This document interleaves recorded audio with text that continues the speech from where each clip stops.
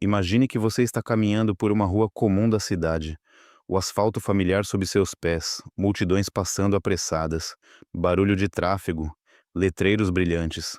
Tudo é familiar, tudo é compreensível, tudo foi estudado. Ou será que não?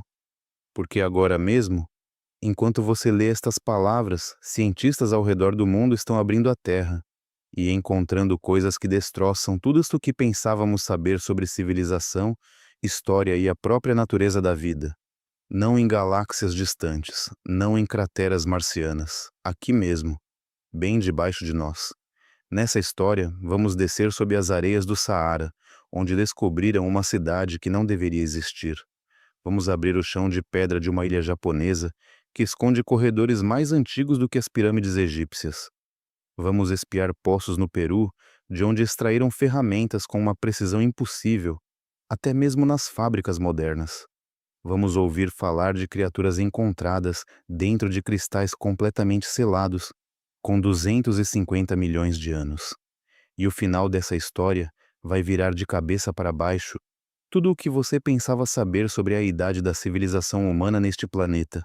Líbia, o deserto de Fezzan, um mar interminável de areia escaldante onde até os camelos lutam para andar. As temperaturas diurnas aqui podem chegar a 50 graus na sombra. Parece que este lugar sempre foi morto. Uma equipe de geólogos realizava um levantamento de rotina da superfície a bordo de um helicóptero de pesquisa. A tarefa era monótona e repetitiva: documentar falhas geológicas para empresas de petróleo.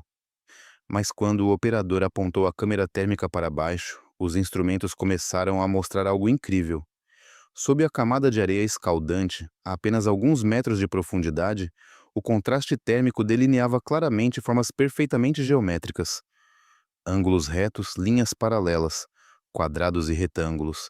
Exatamente o tipo de formas que a natureza jamais cria por conta própria.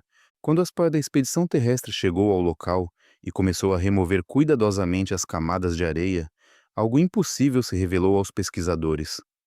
Sob o deserto do Saara, jaziam as ruínas de uma enorme cidade, ruas largas e pavimentadas, fundações de edifícios abrangendo centenas de metros quadrados, restos de aquedutos que outrora transportavam água, celeiros capazes de armazenar alimentos para dezenas de milhares de pessoas. E o mais surpreendente de tudo, um sistema de canais que mergulhava fundo no subsolo em direção a um aquífero há muito desaparecido. A internet explodiu imediatamente. Teóricos da conspiração anunciaram que era a Atlântida. Outros falaram de uma base extraterrestre, argumentando que tal geometria perfeita não existe na natureza, portanto os humanos não poderiam tê-la construído. Outros ainda apontaram para as proporções impecáveis dos edifícios e exigiram uma explicação de como pessoas sem ferramentas modernas poderiam alcançar tal precisão. Mas a realidade se mostrou muito mais cativante do que qualquer teoria conspiratória. A análise por radiocarbono de restos orgânicos forneceu uma data de 8 a 10 mil anos atrás. Essa é uma era que os historiadores, até recentemente, descreviam como o tempo dos nômades primitivos. Mas nômades não constroem aquedutos. Nômades não constroem sistemas de irrigação subterrâneos com dezenas de quilômetros de extensão. A resposta está em uma catástrofe climática que os cientistas conheciam há muito tempo, mas que nunca associaram a consequências dessa magnitude. Há 8 mil anos, o Saara não era um deserto. Era uma exuberante região subtropical de rios, lagos e densas florestas. Elefantes, girafas e hipopótamos pastavam aqui. Uma civilização floresceu aqui sobre a qual quase nada sabíamos. Então o clima mudou. Lentamente, ao longo de vários séculos, a terra foi secando. Os rios minguaram, as florestas recuaram, e uma civilização inteira foi soterrada sob a areia avançante. Nenhuma guerra, nenhum desastre, apenas uma mudança climática apagando tudo, deixando quase nenhum rastro na superfície. A areia provou ser o conservante perfeito. O que deveria ter apodrecido ao longo de milhares de anos foi mantido quase intacto. A cidade esperou sob o deserto ardente pelo seu momento, até que nossa tecnologia finalmente se tornasse capaz de encontrá-la. Ilha de Yonaguni, Japão. O ponto mais ocidental do Japão. mais perto de Taiwan do que de Tóquio. Uma pequena ilha de pescadores e mergulhadores, conhecida principalmente por suas poderosas correntes submarinas. Em 1986, o instrutor de mergulho local Kihachiro Arataki mergulhou em um ponto familiar e de repente viu algo debaixo d'água que tirou seu fôlego. Logo abaixo da superfície do oceano, a uma profundidade de 5 metros, enormes terraços de pedra sobressaíam do fundo do mar. Lajes horizontais perfeitamente planas, paredes verticais descendo 15 metros, ângulos retos, degraus largos. Parecia uma pirâmide ou um imenso zigurate, só que não no deserto, mas debaixo d'água. Quando as fotografias circularam pela comunidade científica, um debate se acendeu que não se apaziguou até hoje. Alguns geólogos argumentaram que era uma formação natural. O arenito dessa região é conhecido por se partir em ângulos retos ao longo de linhas de tensão. Outros apontaram para sinais claros de trabalho deliberado, entalhes suaves, protuberâncias simétricas, sulcos inegavelmente esculpidos ao longo das bordas das plataformas. Mas eis o que não é contestado. A última vez que essas estruturas estiveram acima d'água foi há pelo menos 10.000 anos, quando o nível do mar subiu dramaticamente após o fim da última era do gelo. Isso significa uma coisa: se a estrutura é feita pelo homem, foi construída por pessoas que viviam aqui antes de os glaciares derreterem.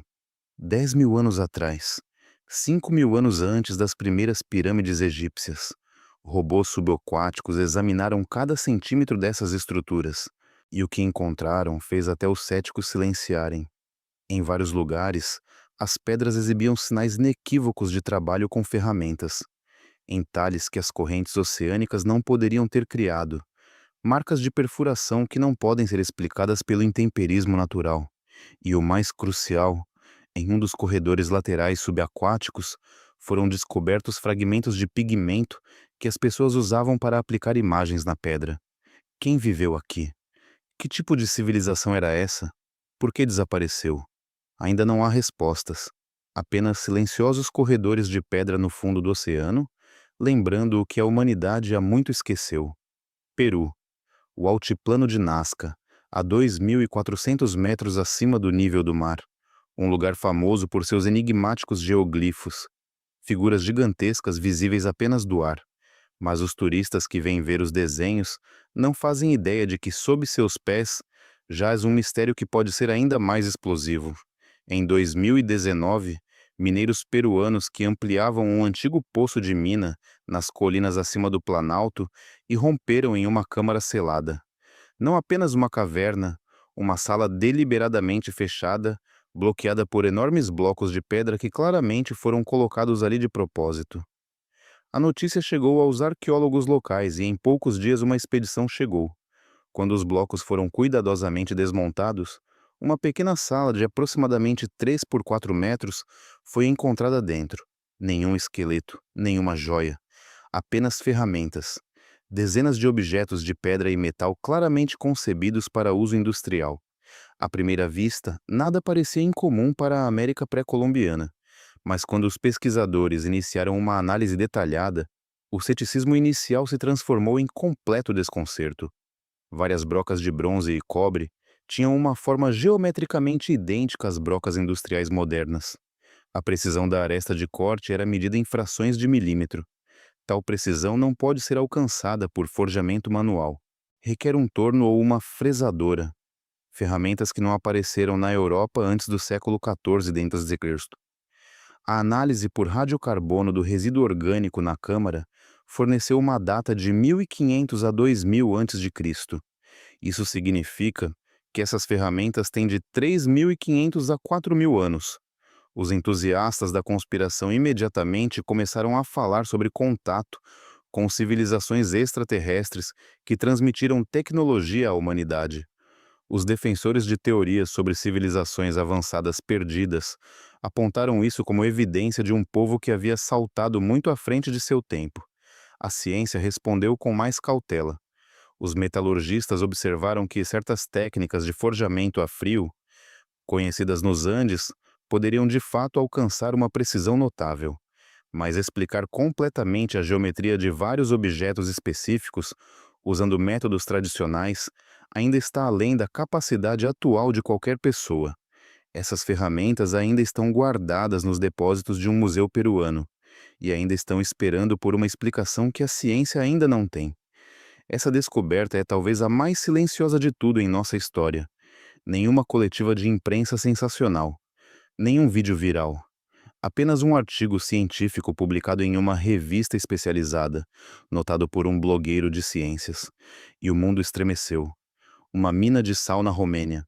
Os geólogos perfuravam amostras de um grande cristal de halita, sal-gema comum, datado de 250 milhões de anos atrás. Esse é o período Triássico, a época em que os primeiros dinossauros estavam apenas começando a aparecer na Terra, quando um oceano raso e quente cobria o que hoje é a Europa moderna.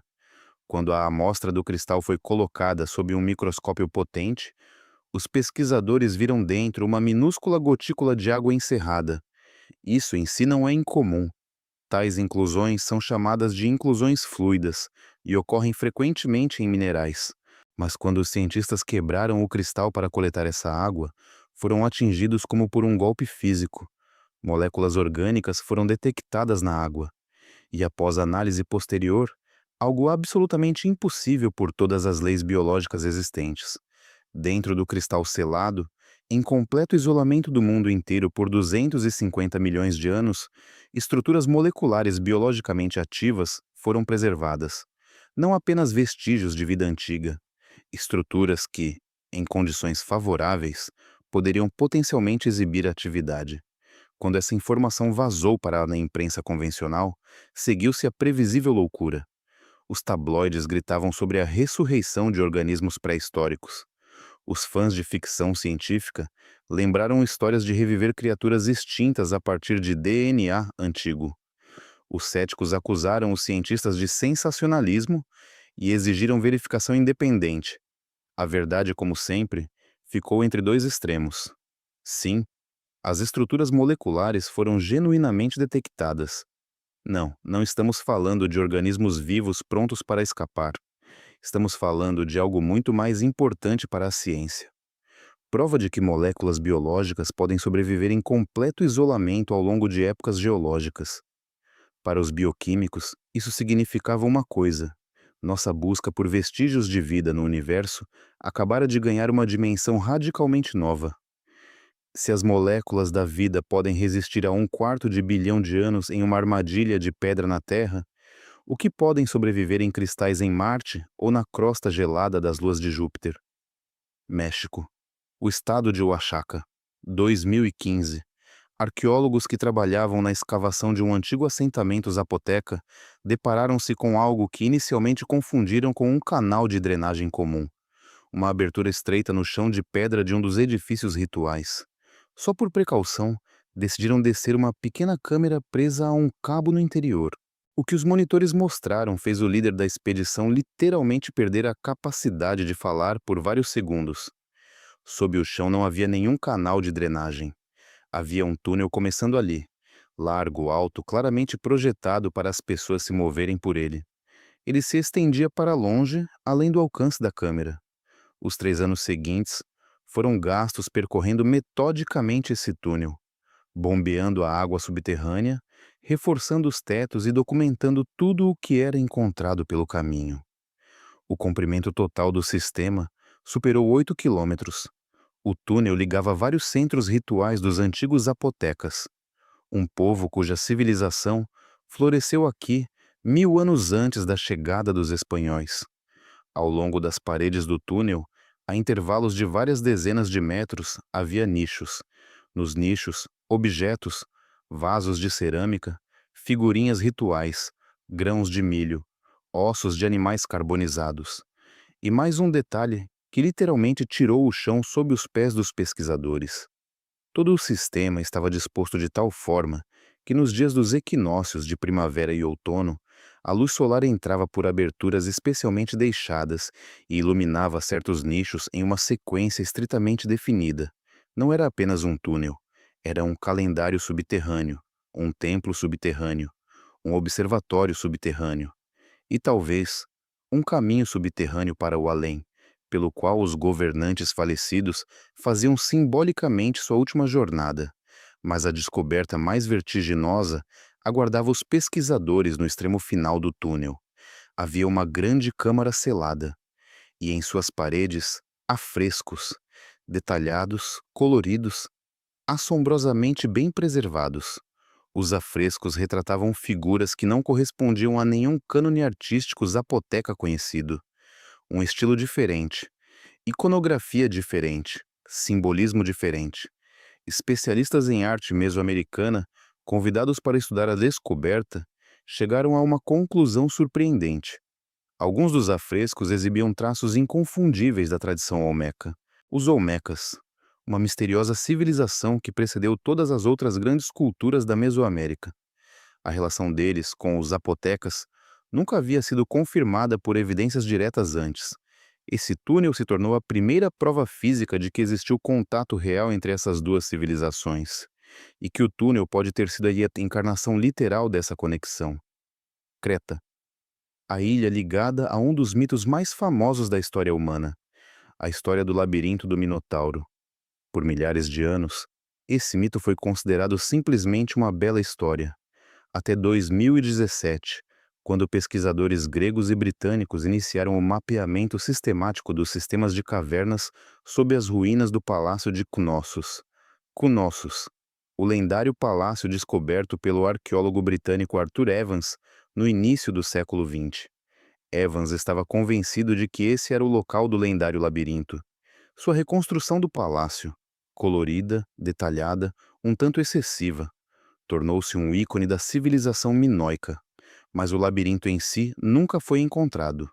Até 2017, usando tecnologias modernas, sondagem sônica, imagem térmica, varredura tridimensional, os pesquisadores começaram a mapear o que estava escondido sob o palácio. E o quadro que se materializou em suas telas fez os membros da equipe se entreolharem em completo silêncio. Sob o Palácio de Knossos existia um sistema ramificado de túneis e câmeras artificiais, descendo dezenas de metros de profundidade. O sistema não era caótico. Havia sido projetado, com propósito, com simetria, com elementos repetidos. Alguns corredores se ramificavam em ângulos idênticos. Algumas câmeras estavam dispostas em anéis concêntricos ao redor de um espaço central. Quando os pesquisadores entraram fisicamente pela primeira vez nas partes acessíveis desse sistema, encontraram imagens esculpidas nas paredes. Touros, labris, machados de dupla cabeça, o símbolo sagrado da civilização minoica. E figuras humanas em poses difíceis de interpretar de outra forma que não a ritualística. Na câmara central, a mais profunda, a mais difícil de acessar, o chão preservava vestígios de um grande fogo ritual. E entre as cinzas, fragmentos de ossos humanos e bovinos misturados. O mito do Minotauro, o ser meio humano, meio touro, para quem eram feitos sacrifícios humanos dentro de um labirinto, acabou não sendo um simples conto de fadas. Era uma memória de rituais reais que aconteceram em um labirinto subterrâneo real, sob um palácio real em Creta, 3.500 anos atrás. Começamos essa história em uma rua comum da cidade. Falamos sobre como o chão sólido sob nossos pés é enganoso. Agora você sabe um pouco mais. Sob o Saara dorme uma cidade destruída pela mudança climática há 8.000 anos. Sob as ondas ao largo do Japão, corredores de pedra de uma civilização sobre a qual nada sabemos ficam em silêncio. Nas montanhas do Peru, em uma câmara selada, ferramentas aguardam uma explicação, com uma precisão impossível segundo todas as leis metalúrgicas de seu tempo. Em cristais romenos, moléculas de vida dormem por 1/4 bilhão de anos. Sob as planícies mexicanas, estende-se um túnel que conectou duas civilizações ao longo dos séculos. E sob Creta, um labirinto que deu origem a um dos maiores mitos da humanidade nos esperou por 3.000 anos. E eis o que há de mais extraordinário em tudo isso. Cada uma dessas descobertas foi feita por acidente. Um geólogo apontou acidentalmente uma câmera térmica na direção errada. Um mergulhador acidentalmente foi um pouco mais fundo do que o habitual. Um mineiro acidentalmente golpeou uma parede que não deveria golpear. Quantas descobertas assim estão neste momento esperando pelo seu momento acidental? Pelas estimativas geológicas mais conservadoras, estudamos detalhadamente menos de 1% do espaço subterrâneo do nosso planeta a uma profundidade de 100 metros. Menos de 1%. É como ler uma página de um livro de 1000 páginas e decidir que você conhece seu conteúdo. Temos satélites que leem placas de carro do espaço. Temos telescópios que veem galáxias na borda do universo. Temos computadores que simulam o comportamento de bilhões de partículas simultaneamente. Mas o nosso próprio planeta ainda guarda em suas profundezas segredos capazes de derrubar tudo o que sabemos sobre nós mesmos e nossa história. Amanhã de manhã, quando você sair e sentir a firmeza familiar do calçamento sob seus pés, lembre-se disso. Sob você não há apenas solo e pedra. Sob você estão capítulos não lidos da história mais longa já contada neste planeta. E as melhores páginas ainda estão por ser abertas.